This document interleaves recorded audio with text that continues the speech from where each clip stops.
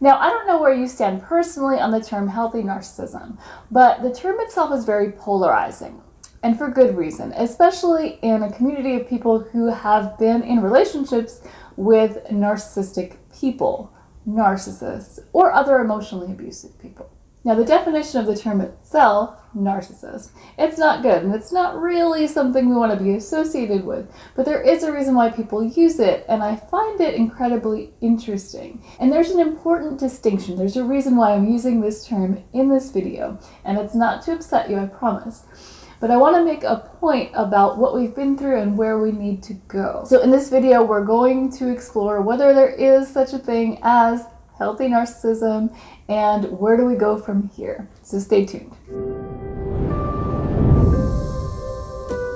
Welcome to the Common Ego community. My name is Christina, and today we're talking about a phrase that carries a bit of an emotional charge, especially for us here. That phrase is healthy narcissism. Can narcissism ever really be healthy? And to explore this, we can look at the definition of the word.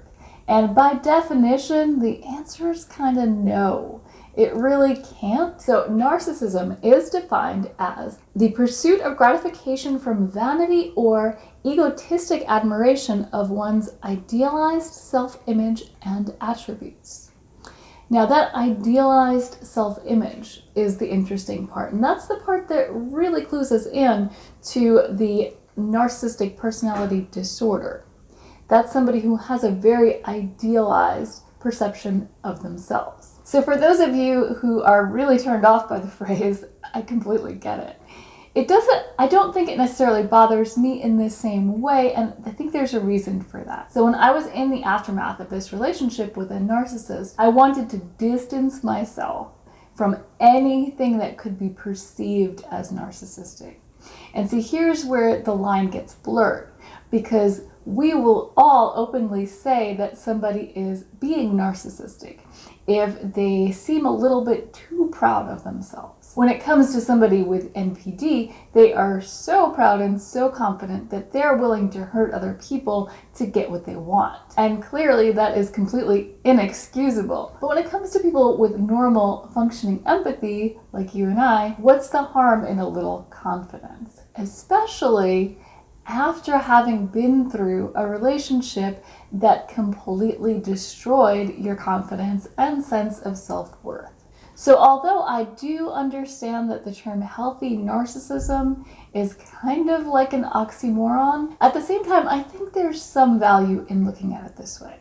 What we're talking about here, and what anybody really is talking about when they say healthy narcissism, is self-love and self-confidence. And in building up your self-love and self-confidence in the aftermath, I think a lot of us have trouble with it because we don't want to become that thing we hate. We don't want to become the thing that has caused so much chaos and destruction in our lives and everyone else's lives. And it's only natural. Who would want to do that? But I can tell you from my own personal journey that I went there. I went to that place where I shunned everything that I thought was narcissistic. So I really wasn't building myself up. I tried to actively put other people first all the time whenever I could, even more than I normally would. And I really wasn't focused on my accomplishments because in doing so, I felt guilty. I felt like, am I the narcissist? And so many of us go through that period anyway. We end up picking up some traits from these other people or developing our own shell to deal with it. And then we walk away with that question, am I the narcissist? So there's definitely that contradiction within ourselves that I believe holds us back. I know it held me back. I see from the comments, I know a lot of you have said that you're struggling with the same thing. So just want to let you know, I have put together a 7-day program. It's just a self-love kickstart. It's just kind of a motivational thing to help hopefully get you on the right track and feeling like it's okay to focus on these things again. Because honestly, I could have used that when I was going through this. So I'll put a link to that in the description. So back to my journey. Like I mentioned, I completely shunned all that stuff and I went pretty far. Anytime I thought something might come across as narcissistic, I completely stayed away from it. I would try to go to the opposite end of the spectrum there.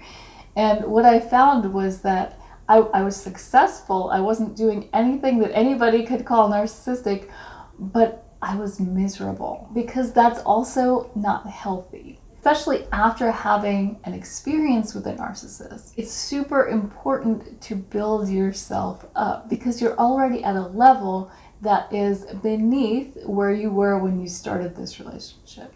Or if we're talking about a narcissistic parent, the damage there can be incredible. But either way, we're coming from a place where we're not valuing ourselves where we should be. And when we don't value ourselves where we should be valued, there's no way that anyone else can really do that for us. So in my emotional guidance series, I talked about how the narcissist in your adult relationships, how the narcissist triggers the wounds that you have, the false beliefs that you have about yourself. So things like I'm not good enough, which is a common false belief that we all have, either instilled from narcissistic parents or just from society in general. This life in general kind of instills that. If you look at any advertising, you'll see how it works. We can never really be good enough because we always need to buy something to make us better, right? But none of that is true, because we are good enough. It doesn't matter where you come from. It doesn't matter what you've done. It doesn't matter what you've been through. You're good enough. You just have to believe it. When you're with a narcissist and they're triggering all those insecurities, those false beliefs, they're triggering the belief within you that you're not good enough, the false belief. And in the aftermath, we have to reinforce those true beliefs. We are worthy. We are good enough. We are powerful. We deserve love. It really doesn't matter who you are. I don't need to know you personally. Those things are true. They're true about you. So the concept of self-love is super simple, but it is difficult to do in practice. You can do it with affirmations and with gratitude. You can do it by taking care of yourself, eating right, and exercising. But most importantly, spending time with the people who make you feel your best, the people who reinforce those positive beliefs, those things that are true about you, and doing the things that do the same.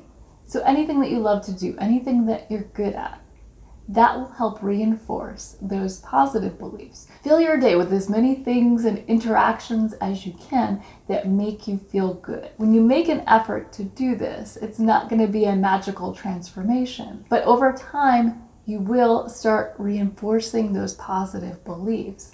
And before you know it, you'll actually believe them. Kind of like the narcissist or the emotionally abusive person in your life reinforced slowly over time the negative beliefs. So if you found this video helpful, please let me know by hitting the like button.